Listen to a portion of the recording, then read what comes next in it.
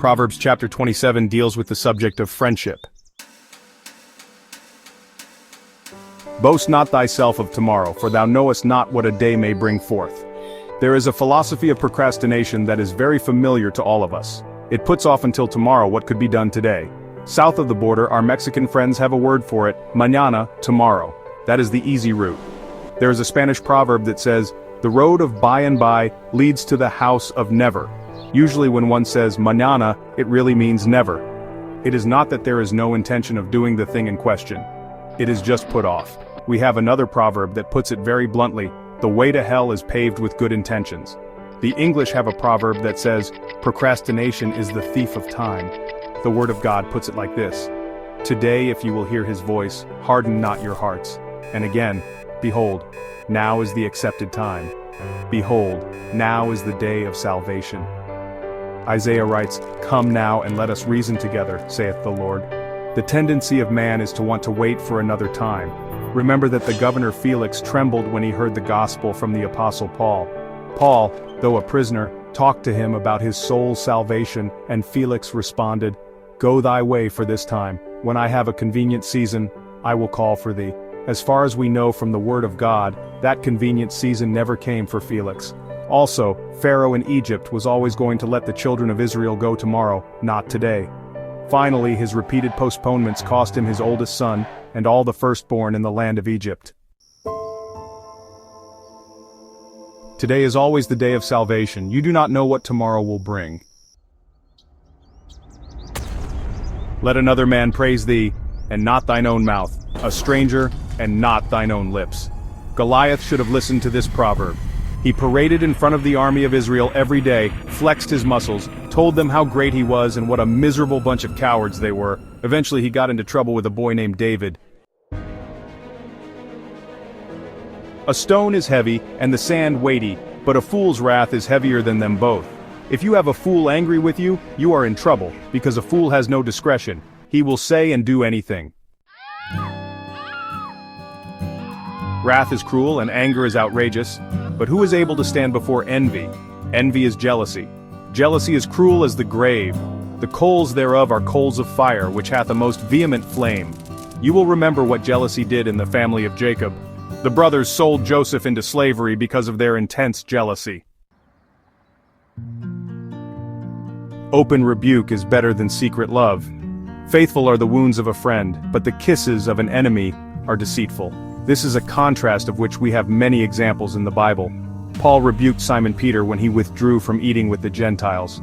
Peter needed that rebuke, and he accepted it from Paul. There was no ill feeling between them.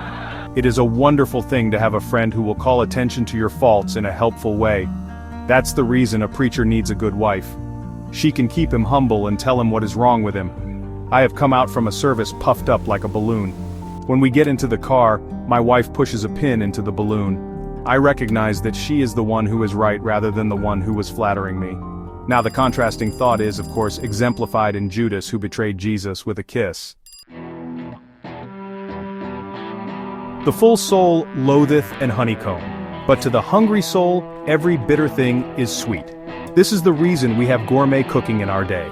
We are a pampered people who have so much to eat that the food must be prepared in unusual ways, or the foods must be exotic and unusual to whet our appetites.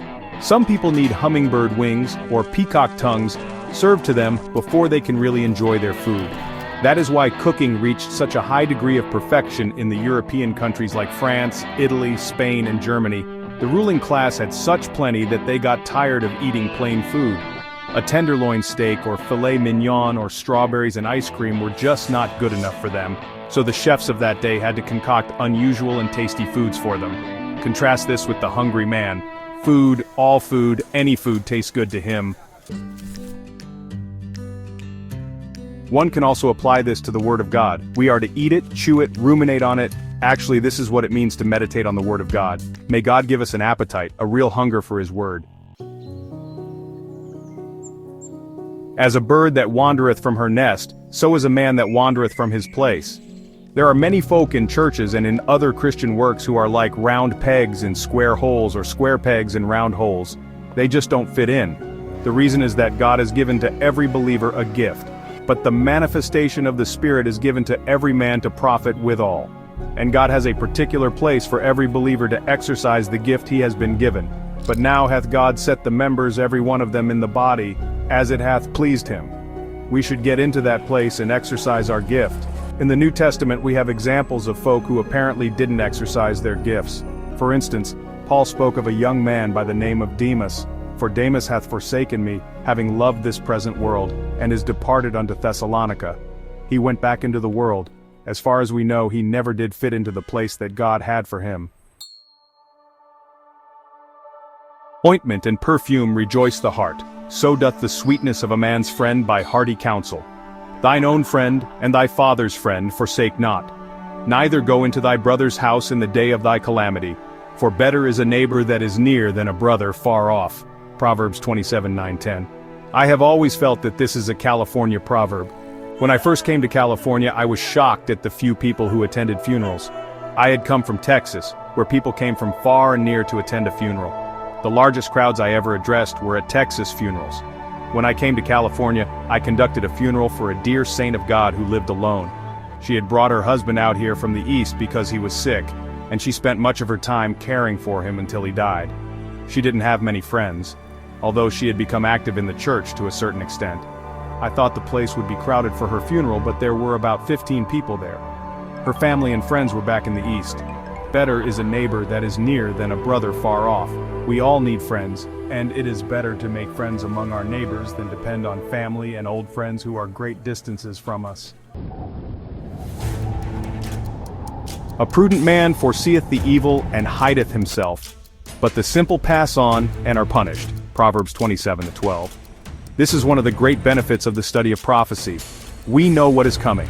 Frankly, I would be very discouraged and pessimistic if I had to look to men to solve our problems today. I don't think man has the solution. We are moving to a crisis and a catastrophe. I don't think there is any question about that. Any man is very foolish to think that he can solve the problems of the world. The Word of God makes it clear that there is trouble ahead, and the judgment of God is coming upon this old world.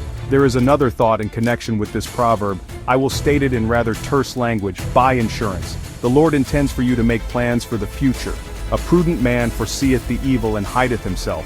He prepares for the difficult day that is coming. Some people have the idea that a man ought not prepare for retirement, ought not to carry insurance.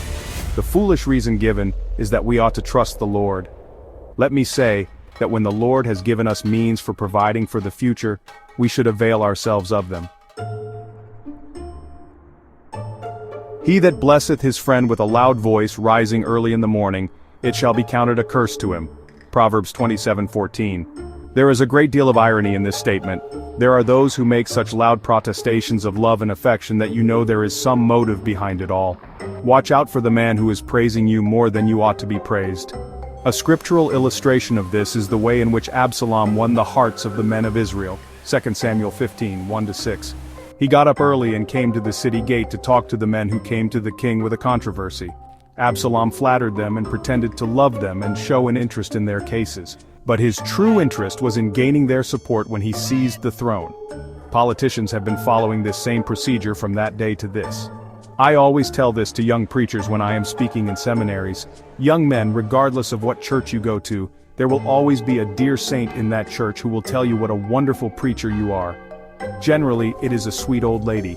Sometimes it is a man. The Lord puts them there to encourage young preachers. They will tell you that you are the greatest preacher they have ever heard. They will have you think you are another Apostle Paul, Martin Luther, John Calvin, Billy Sunday, and Billy Graham, all wrapped into one individual. It's wonderful that such a person is there to encourage you, but don't you believe what you hear, it's not true. A modern proverb goes something like this: flattery is like perfume. The idea is to smell it, not swallow it. Iron sharpeneth iron. So a man sharpeneth the countenance of his friend. Proverbs 27:17. It is a wonderful thing to have a friend with whom you can sharpen your mind. You can discuss certain things with him with real profit. I used to have such a friend, and we could sit down and talk about spiritual matters. I always came away refreshed and strengthened, and I always had learned something. It is wonderful to have a friend like that. As in water face answereth to face, so the heart of man to man. Proverbs 27:19. It is wonderful to have a friend to whom you can open your heart, knowing that he will not betray you. A friend is one who knows you and still loves you. Breaking news.